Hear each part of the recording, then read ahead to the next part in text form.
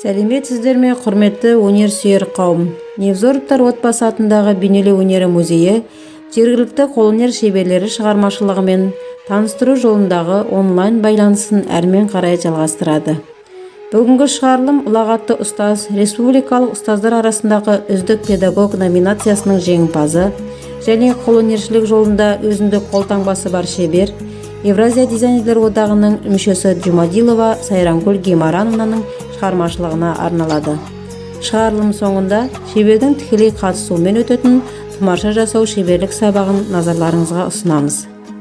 Сайрангүл Гимарановна 1969 жылы Шығыс Қазақстан облысы Аягөз қаласында дүниеге келген. Ауыл мектебін ойдағыдай аяқтаған соң 1986 жылы Семей қаласының Мұхтар Әуезов атындағы педагогикалық училищесінде бастауыш мұғалімі мамандығы бойынша білім алған. Кейіннен 2003 жылы Алматы индустриалды педагогикалық академиясын тамамдап, онан әрмен қарай Алматы гуманитарлы техникалық университетінің еңбек технологиясы және кәсіпкерлік мамандығы бойынша білімін толықтырған. Көп балалы отбасынан тәрбиеленіп өскен болашақ ұстаз өнегелі өнер жолдарын ауылдағы аяулы ата-анасының тәлім тәрбиесімен берілгендігін айтады. Бала кезден түрлі материалдарды келістіріп тігін тіккенді ұнатқан Сайрангүл Гимарановна өз кезінде жаңа жылдық көйлектердің өзін ақжаймадан тігіп кигендігін айтады. Оның осыншалық өнерге құмар ісмерлік қырын ертеректен байқаған марқұм әкесі де болашақта қызының тігінші болатындығына нақ сенімді болған екен. Бірақ қол өнерге деген ептілігін кезінде өзі де онша мойындай қоймаған Сайрангүл Гимарановна алғашқы білімін бастауыш сынып мұғалімі мамандығынан бастағандығын айтады. Сол бойынша балабақшада біраз уақыт жұмыс істеп те көрген. Бірақ қол өнерге деген қызығушылығын еш тежей алмаған болашақ өнер иесі кейінірек еңбек технологиясы мамандығында қосымша оқып шығуға тура келгендігін айтады. Осы күндері Сайрангүл Гимарановна өзінің жанына жақын ісмерлігін ұстаздық жолмен болашақ ұрпақтарымызға арнап келетіндігіне дән риза. Және осы өнер жолында кезінде жол сілтеп, ұстаздық өнегесін көрсеткен ұлағатты ұстазы Масаева Рая Мұхамедқызына шексіз алғысын жеткізуде.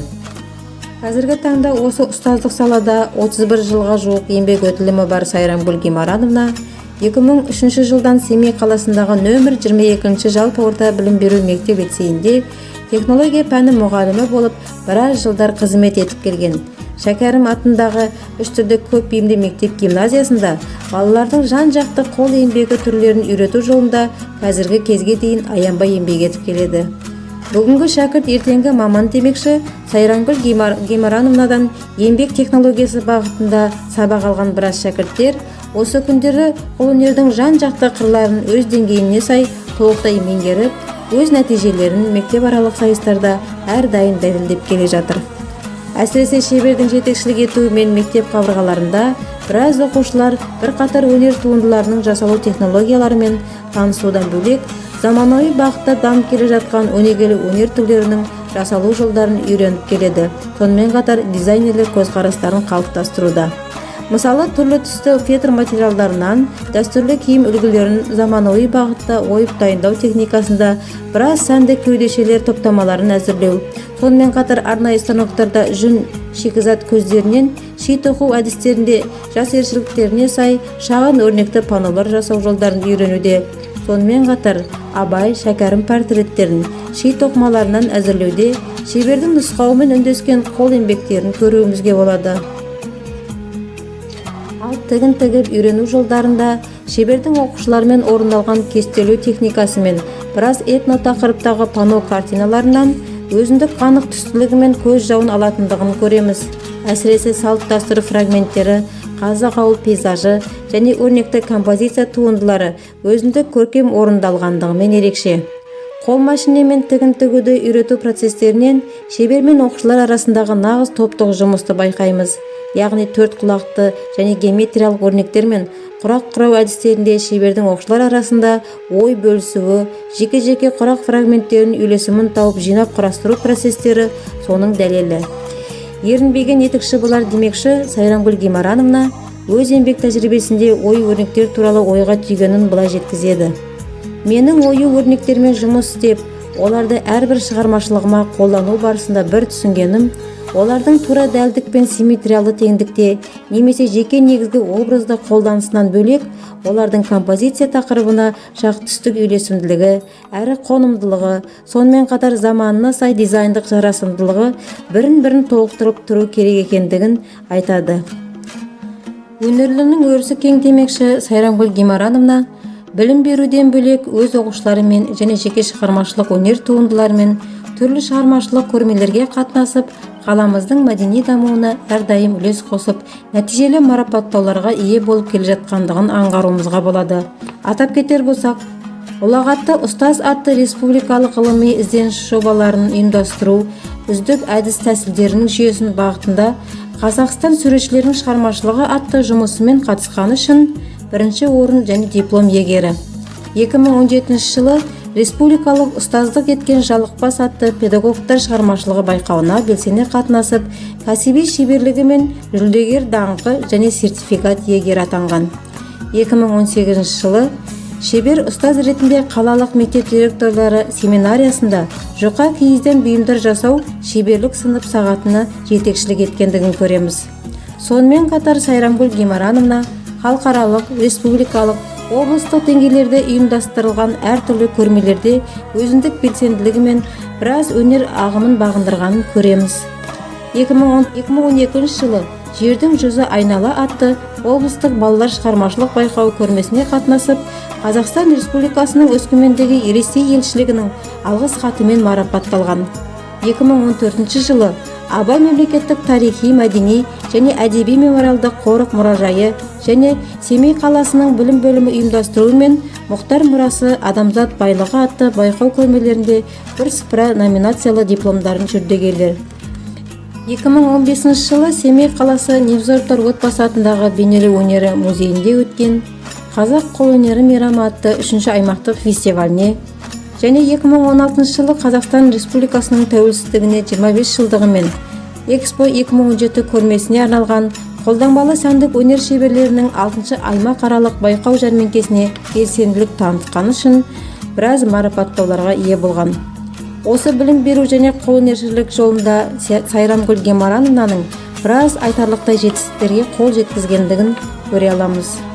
2018 жылы Евразия дизайнерлер одағының дизайнды дамытуға қосқан үлесі үшін медалімен, 2019 жылы егеменді еліміздің бәсекеге қабілетті ұрпақтарды оқыту мәртебесінде атқарған шығармашылық ізденістері мен кәсіби шеберлігі үшін үздік автор төсбелгісінің иегері. 2020 жылы Жас өркен шығармашылық орталығы ұйымдастырған бірінші халықаралық Дала жұлдызы балалар жасөспірімдер байқауында үздік шәкірт дайындаған үшін диплом және үздік педагог кубогымен марапатталған. 2021 жылы Жарқын болашақ ғылыми әдістемелік орталығының ұйымдастыруымен өткен республикалық ұстаздар арасындағы үздік педагог 2020 атты байқауында ұсынылған жұмысы үшін үздік педагог дипломымен марапатталған. Қазіргі таңда Жұмадилова Сайрамгүл Гимарановна өз шеберлігінде гобелен тоқу өнерін дамытсам деген ниетпен көлемді әрі күрделі жұмыстарын басын бастап қойғандығын айтады. Әсіресе шебер өзінің жаны сүйіп орындайтын сәнді қолданбалы өнер түрлерінің бірі әзірлеу жолы қол жетімді әрі тез орындауға болатын киелі үй тұмаршалары топтамасы екен. Шебердің айтуынша, бұл өнер түрі кез келген қолының икемі бар әйел заты оңай меңгеріп кетуіне болатындығын айтады. Ал дәл қазір сіздердің назарларыңызға осы тұмарша жасау өнерінің жолын шебердің арнайы қатысуымен өзіндік шеберлік сабағын ұсынамыз. Шеберлік сабағымыздан үйренеріміз көп болсын. Назарларыңызға рахмет. Сәлеметсіздер ме, өнерсүйер қауым. Менің аты-жөнім Жұмадилова Сайрамгүл Гимарановна. Бүгін мен сіздерге үй тұмаршасын жасау шеберлік сабақ көрсетемін. Ал енді мен сіздерге бүгінгі шебер сыныбына керекті құрал жабдықтармен таныстырып өтейін. Керек бізге фетр, ұзындығы 30 см, қалыңдығы 2 мм, синтепон, түрлі түсті тоқыма жіптер керек, жегін безендіруге тесма керек, ою өрнектер дайын керек, гель қаламы бізге керек, сызғыш, қайшы, ыстық желім, үтікпен оюды қондырушы бізге қыбымата керек, тумашаның фигураларын сызып алу үшін диаметрі 24 см тарелка және 3 бұрышты шаблон. Тумашаны жасау үшін алдымен фетр бетіне тарелка мен 3 бұрышты шаблонды қойып, фигураларды бастырып аламыз.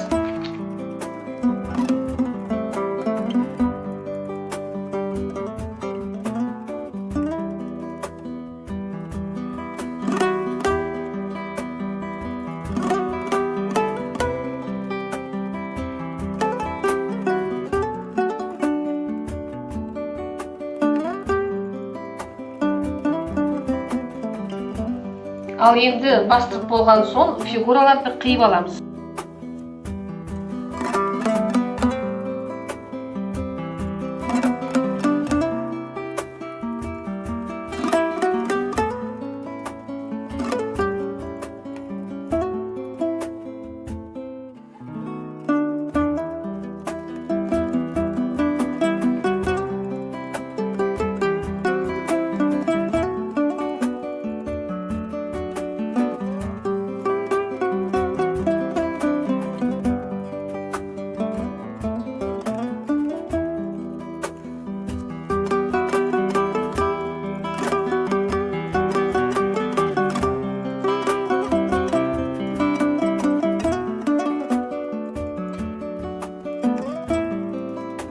Ал енді біз фигураларды ойып алдық.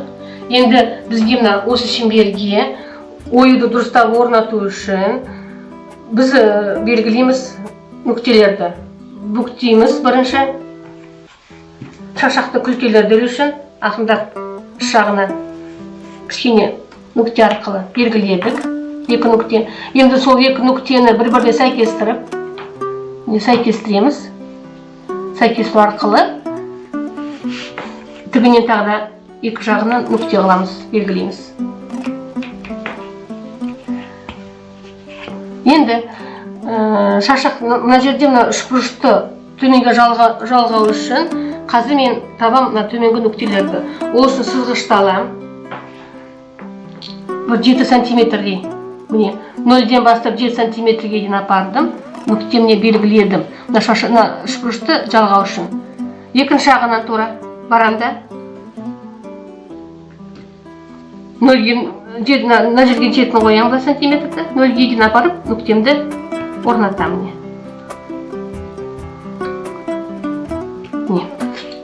Енді мына төменгі үш бұрышқа да сызғыш тақымда былай қоямды. Нүкте арқылы бекіту нүктесін қоям. Және мына үш бұрыштың ортасын табу керекпін.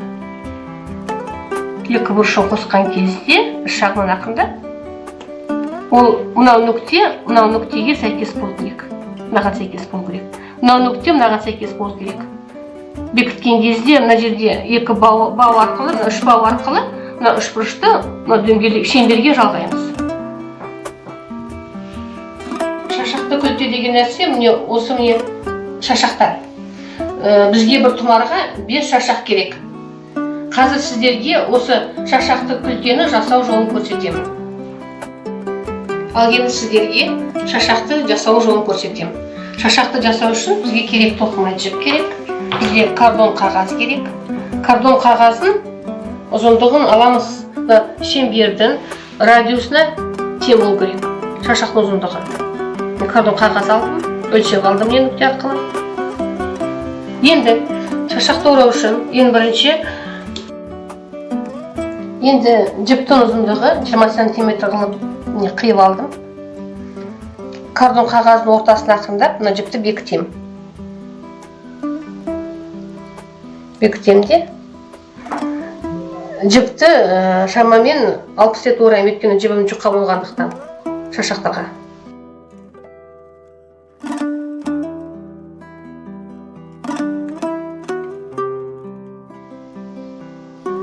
Кардонға жіпті орап болдым. Қиям.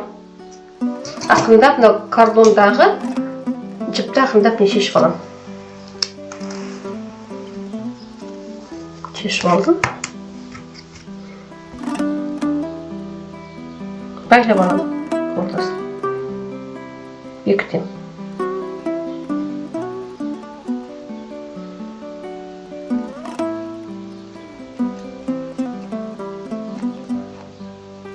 бекіттім. Енді жоғары жағын тегістеймін.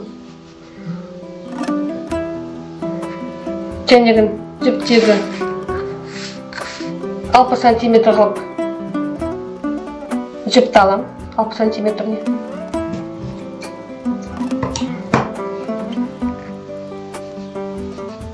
Жоғары жақтан бауды жасаймын. Ол үшін ілмегімді жасап аламын. Ілмегімді жасадым. Ақырындап жоғары жағына қоямын да мына жіпті ораймын. Ілмегім жоғары жақта қалды міне.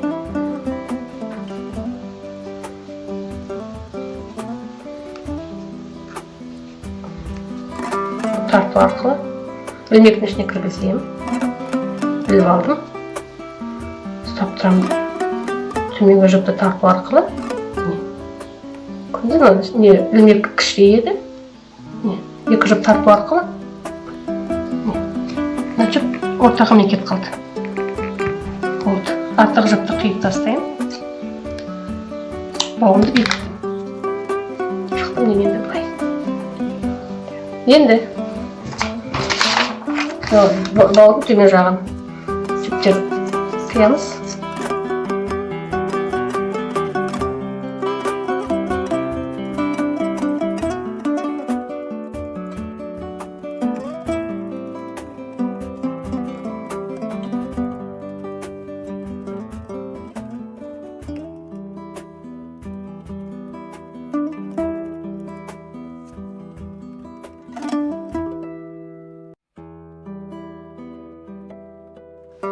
Енді мен сіздерге мына тұмаршаның шетін әшекейлеуге арналған бауды өрді көрсетемін.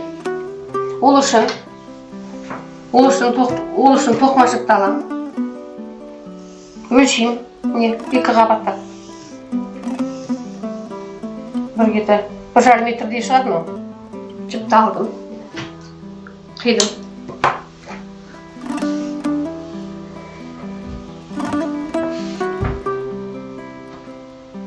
Жіптің ортасын таптым, теңестірдім, бұрыштарын прищепка арқылы дастарханға бекітем. Бекіттім. Енді мына жіптерді ораймыз.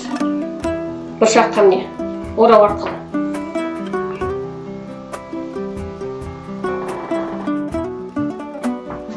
Жіпті біраз шешақтап болды. 2 ұшын қосамыз. Прищепкадан шешеміз, жібереміз, жіп айқасын. Міне біз 5 шашақты күлті істеп болдық. Шашақтарымыз дайын, 5. Енді матаға оюды қондырамыз. Ол үшін оюды дұрыстап орналастырып аламын. Дұрыстап орналастырдым оюмды.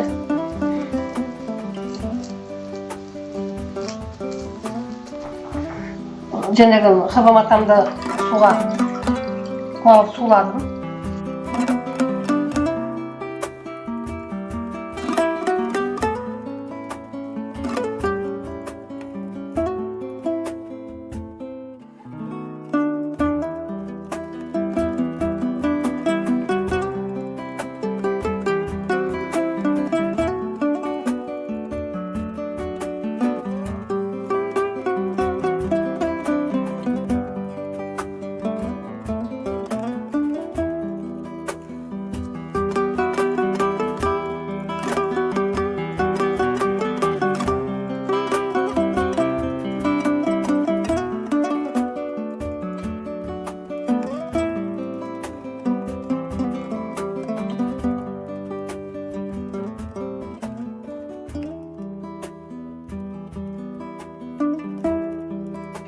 Біздің не? Оюларымыз орналасты, ораттық. Ал енді біздің шашақты күлтелеріміз дайын, бауларымыз дайын. Шеңбермен үшбұрышқа оюларды орналастырып болды. Енді астыңғы доңғалаққа кішірек шеңбер орналастырамыз, және үшбұрыштың ішіне біраз кішірек. Не үшін? Форманы сақтау үшін. Ол үшін ыстық жермен ақырындап бірнеше жерден белгілеймін.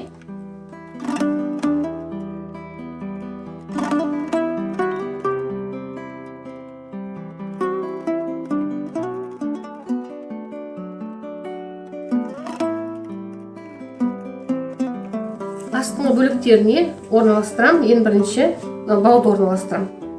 Дайын бауды аламын да, ұзындығы бірдей қылып, екі бауды былай қиып аламын.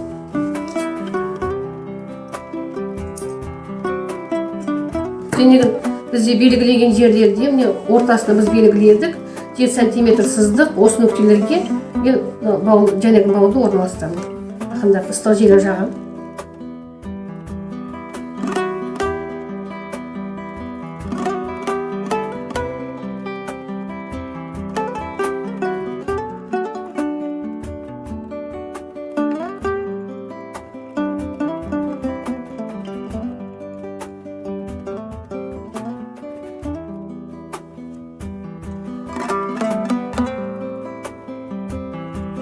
Астыңғы бөліктерді біз белгіледік. Сызғыштың еңімен қалдырған кезіне белгілейміз. Екі жағын бірдей қылып. Не үшін? Үшбұрышты мынаған міне орналастыру үшін. Бірінші ортаңғы тұсты, ортаңғы жағын белгілеп аламын.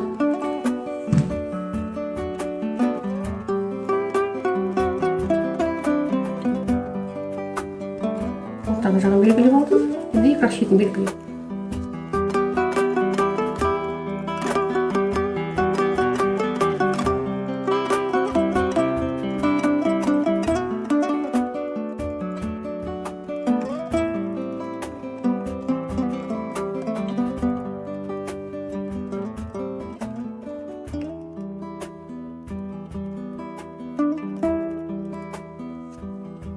Ары қарай шашақтарын енді бекітемін.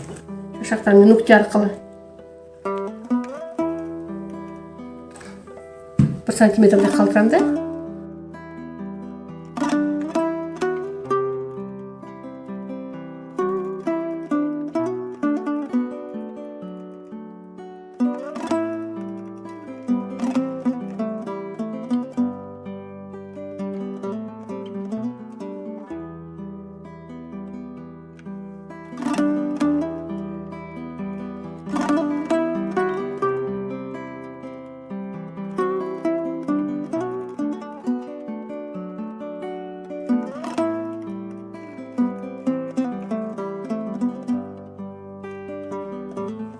Жоғары жағын біраз объемный қыламыз. Ол үшін синтепонды ақындап, әрбір жерге жерін жағымды синтепонды ақындап орналастырып бекітіп аламын.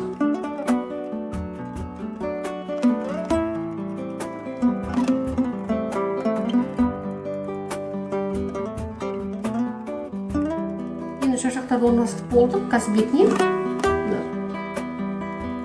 ойыларды орналастырамыз. Мына жаққа төменде, мына жоғары жаққа қайтадан нүктелерді сәйкестіру міндетті түрде. Нүктеге нүктені сәйкестіреміз. Онда төмен жағы өз орнына түседі, және жоғары жақта өз орнына түседі. Ақырындап ең бірінші мен жоғары жағын орналастырып аламын.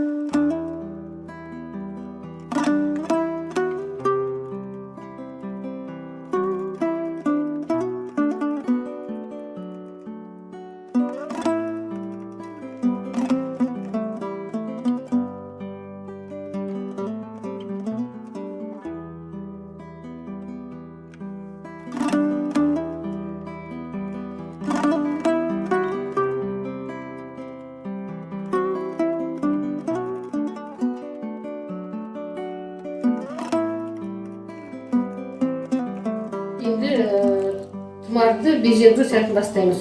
Ол үшін таспаны аламын да, таспаны алып ақырындап желім ыстық желімді жағу арқылы таспаны орналастырамын. Бастаймын төменнен жоғарыға.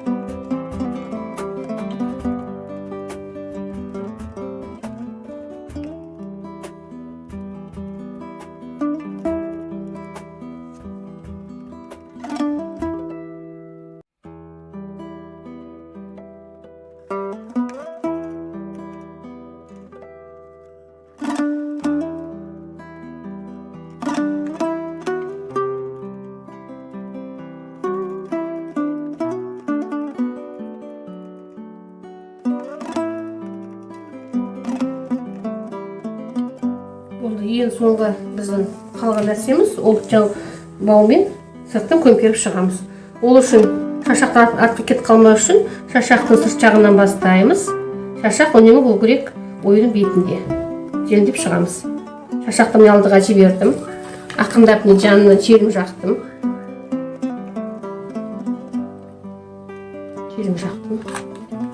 Шашаққа жеттім, тоқтадым.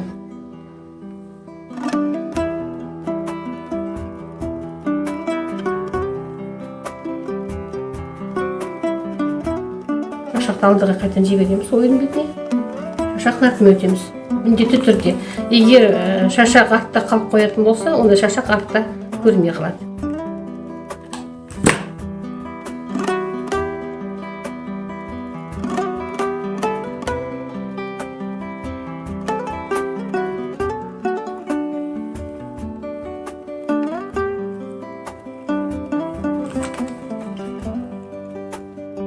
Біздің тұмарымыз аяқталып қалды. Қазір мен соңғы нүктесін қоямын.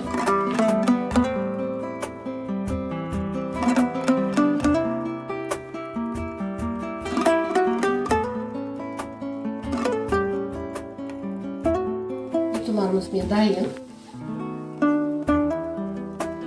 Енді біздің халқымыз айтуы бойынша осы үй тұмарлар негізгі үйді тіл көзден сақтайды, адамның назарынан сақтайды. Сондықтан осындай мастер-классы көбірек болсын, үйренетін нәрселеріміз өте көп. Назарларыңызға рахмет.